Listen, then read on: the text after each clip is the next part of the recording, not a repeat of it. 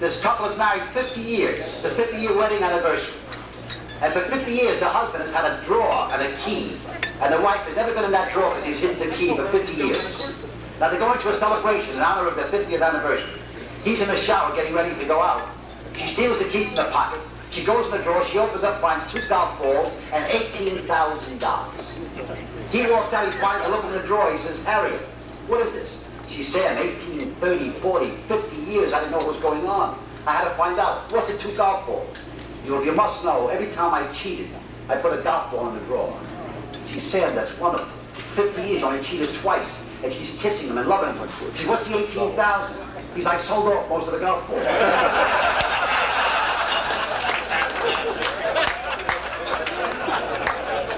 The chairman of the board said to the president of the company, he says, "Are you Humphrey, my secretary?" He says, "Yeah." He says, "Jesus Christ." And he goes to the vice president. "Is you Humphrey, my secretary?" He says, "Yeah." He says, "My God." And he goes to the general manager. "Is you Humphrey, my secretary?" He says, "No." He's "Oh, good, you fire her."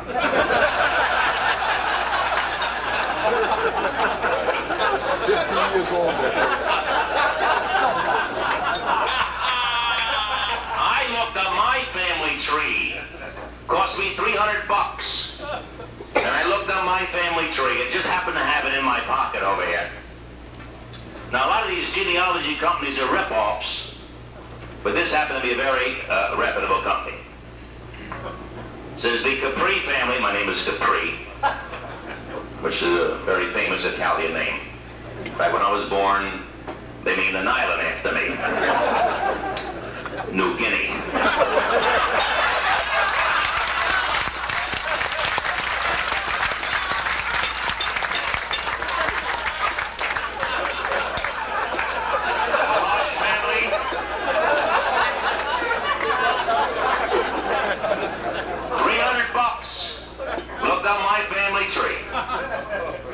It's all true. It says the Capri family date back to biblical times. Maybe it is. It says I had an ancestor who actually attended the Last Supper. But you can't see him in the picture because he wasn't sitting at the head table. He was at table 4. And he won the centerpiece. I don't know about you guys, but I always come here for dinner in Pittsburgh at the Rolling Hills on a Monday. And may I tell you, Ernie, the food is just fantastic. I work a lot of these things, and the food is never quite as good as it is tonight here. In fact, one night I worked at a place, and the food was just terrible. And in fact, I took some scraps home for my dog, and after he finished eating them, he licked his ass to get the taste out of his mouth.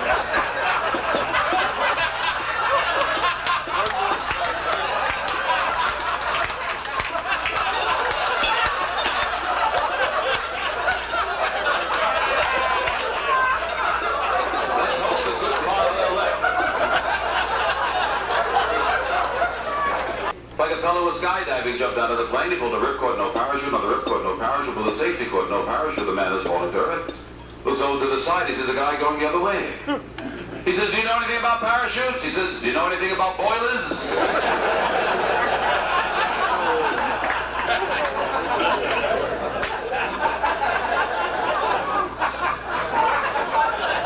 Going up and the other ones were coming down.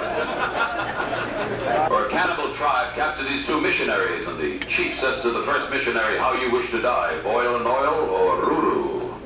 He said, "No, don't boil me in oil, I'll take roo-roo." So they stripped the man down, throw him face down onto the ground, spread eagle his arms, tied him to stakes, spread eagle his legs, tied him to stakes, put a barrel under his belly, and every native in that tribe had their way with this man until he passed away.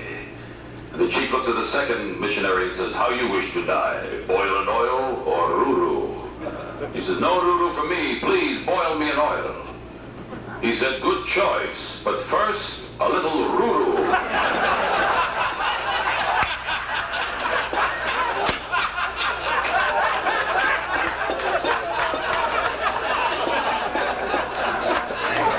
I played in a Polish golf tournament. Nobody showed up. like this here, and one guy sitting at the table said, fellas, you gotta forgive me, I gotta go upstairs, I don't feel good. Just a little too much to drink and a little too much to eat. He went upstairs to his room, he's lying in bed watching television, and his stomach started to go. Oh, he's by himself, and figured he had a little gas, he wanted to relieve himself. Who was he going to offend? Why not? Well, he was wrong. There wasn't gas. This guy got up and went, what the hell am I going to do with that? Wait a minute, I'm 14 floors up, I know what I'll do. I'll take the sheet, I'll fold it up, I'll throw it out the window, who the hell's going to know? So he takes the sheet and he throws it out the window. It's a Polish guy coming home from the same affair. And obviously the sheet lands on top of him. He says, what the hell is that? Cop walked over, he says, what happened to you, pal? He says, I don't know, but I think I just kicked the shit out of a ghost.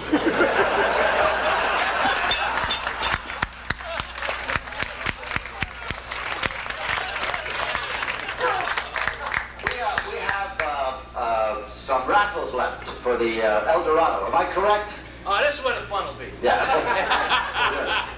Yeah, I just want to interrupt 1 second. I really don't want to upstage. These men were professional people. I think are great talents.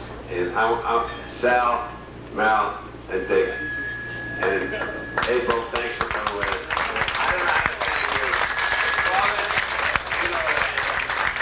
But I really want to thank these people who give up their time. They're professionals. They really are. And they're great.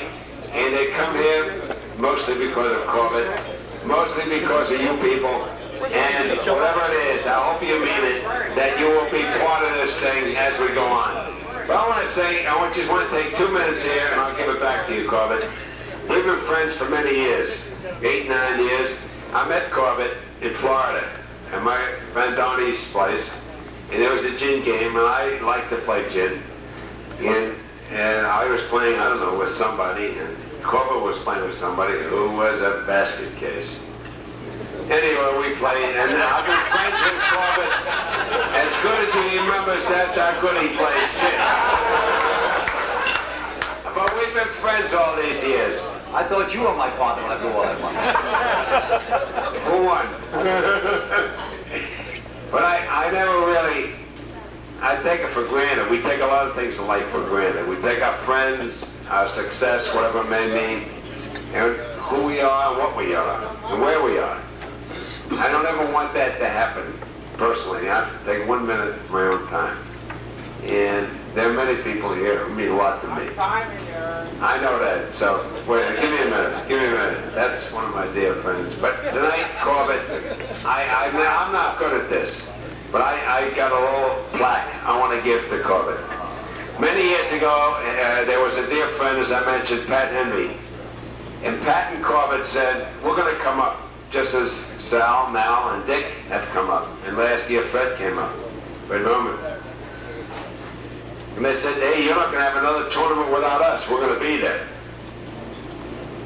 And they've been there. Unfortunately, Pat left us. He dumped us. He's up in the sky. But Corbett, all these years, there's no way. I really feel, bottom of my heart, I don't care who would call him. If he has committed himself to Pittsburgh for the Pup-A-Go-Go or diabetes tournament, he will be here. And I'm not good at presentations. As a matter of fact, I can't read a goddamn thing on this. Dick, do me a favor, you got your glasses on. I think Capri's going to read this to my friend Corbett. All right.